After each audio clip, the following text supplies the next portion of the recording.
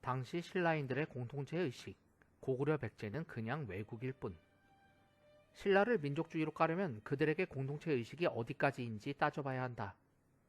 그런데 애석하게도 신라인들에게 공동체 의식은 코딱지만큼밖에 없었다는 것이 문제다. 심지어 같은 신라 영토 내에서도 지역 차별이 엄청났다. 아마도 우리 역사상 이토록 지역 차별이 심한 나라도 없을 것이다. 특히 6세기 초반 신라가 막 고대 국가로서 도약을 하려던 시점에서 신라인들이 생각하는 진짜 신라인들은 고작 서라벌 일대에 거주하는 사람들로 제한됐다. 나머지는 다들 이방인이었다. 때문에 서라벌을 벗어난 시골 출신들은 기본적으로 신분적인 차별을 받아야 했다.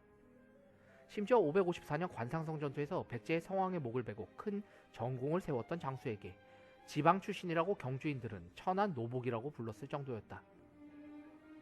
즉 신라 영토 안에 산다고 해서 다 똑같은 신라인은 아니었다는 얘기다. 다만 백제 고구려와의 전쟁이 가열됐던 7세기 중반 이후 지방인들에 대한 처우는 점차 완화되기는 한다. 하지만 근본적인 차별은 사라지기 어려웠다. 내국민들에게도 이럴 정도였으니 당시 신라인들이 보기에 고구려 백제 사람들은 어떤 느낌이었을까? 그냥 외국인이었을 것이다. 더 이상 고민할 필요도 없다. 여기에 당시 삼국은 언어, 문화, 풍습, 체계 등이 기본적으로 달랐고 오랜 세월 누적된 적대감까지 안고 있었다. 신라는 통일이 되어서도 지방 출신을 홀대하는 것은 멈추지 않았고 백제 고구려 출신들에게는 철저히 신분 상승을 제한했다. 또 백제 고구려 말갈인들에게 신라 군대에 함께 복무하게 했지만 신라 본토인과는 섞이지 않고 별도로 편성된 부대에서만 복무하도록 했다. 신라인들은 이러한 지역 차별 외에 출신 성분의 차별도 엄청나게 했으니 그야말로 차별에서 시작해서 차별로 끝이 나는 나라였는데 이러한 신라를 상대로 행여 같은 민족을 운운하는 게 가당키나 할런지. 신라가 약해졌을 즈음이 10세기 초 궁예와 견훤 등 반란군 지도자들이 나타나 저마다 옛 고구려민과 백제민들의 본래 정체성에 호소해서 세력을 키워나갔던 것도 기실 신라의 차별주의가 자초한 결과라 할 수 있다. 신라는 발해를 어떻게 생각했나? 당연하겠지만 왜국으로 생각했다. 그런데 그냥 왜국이 아닌 아주 못된 왜국으로 생각했다. 7세기 후반 대조영이 발해를 건국했을 때 당시만 해도 신라는 발해와 사이가 좋았다. 알아서 신라의 북방에서 당나라를 커버해주고 있는데 애써 미워할 필요가 없었다. 당시만 해도 신라는 나당전쟁을 치르고 난 뒤라 당과 사이가 아주 나빴다. 신라는 대조영에게 진골 관직을 하사할 정도였다. 그런데 8세기 초반이 되면 당나라가 신라를 꼬드겼다. 당 황제, 니들 우리랑 다시 교선 맺고 싶지? 그러면 나랑 같이 발해 좀 손봐주자. 성덕왕, 정말요? 그러면 고맙죠. 하지만 신라는 이때 발해를 때리는 신용만 하고 만다. 애써 이웃과 적을 만들고 싶지 않았기 때문이다. 그것은 발해도 마찬가지였다. 속으로는 좀 빡쳤지만 신라와 싸우고 싶지 않았다. 그런데 8세기 중반 신라와 사이가 나빴던 일본이 발해를 꼬드겼다. 신라가 백제를 멸망시킨 뒤로 쭉 일본과 신라는 사이가 나빴던 터였다. 외왕, 발해야 나랑 같이 신라 녀석들 손 좀 봐주자. 생각해볼게.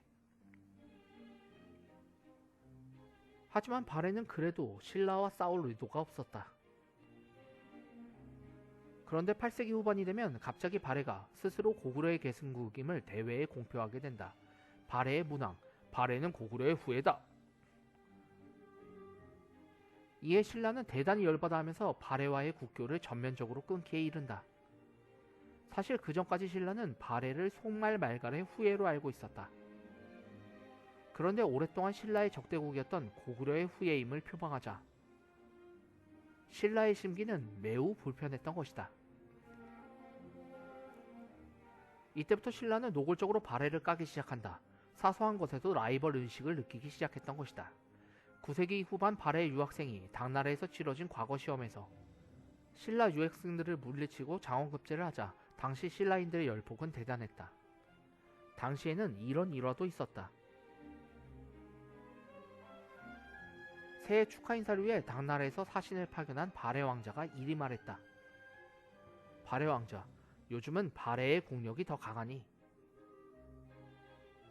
당나라가 사신을 접견하는 순서에서 우리가 신라보다 먼저 앞서야 합니다. 그건 좀 곤란한데.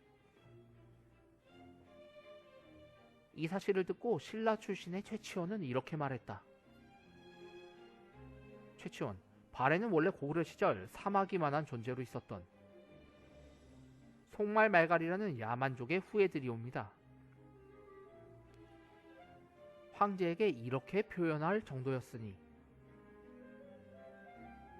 당시 신라가 얼마나 발해를 증오하고 있었는지 짐작할 수 있겠다. 참고로 삼국사기, 삼국유사, 제왕군기에서는 모두 발해를 송말말갈로 분류하면서 신라의 적대적인 나라로 혹은 우리나라 역사의 반개쯤으로 취급해버린다. 신라의 삼국 통일이 갖는 의미. 신라의 통일을 두고 외세를 끌어들인 반민족 행위라고 까는 것은 지극히 현대적인 관점이고 부당한 평가라고 본다. 러시아인 박노자는 이렇게 냉정하게 진단한다. 박노자, 사실상 고려 조선 왕조는 사만이 모체가 되는 왕조이기 때문에 백제를 정복한 사실만을 가지고도 통일이라는 말은 충분히 사용할 만하고 사만인 스스로가 만주 영토를 차지한 적이 없기 때문에 만주 상실에 대해서는 크게 안타까워할 필요가 없다.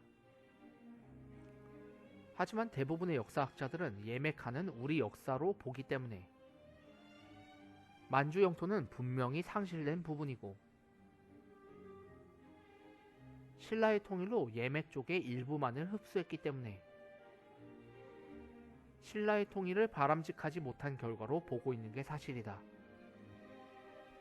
다만 신라의 삼국 통일로 우리는 단일 민족으로 진화할 수 있는 단초를 만들 수 있게 됐고 그게 오늘날까지 이어지고 있으니 이 부분도 인정하는 게 맞지 않을까 싶다.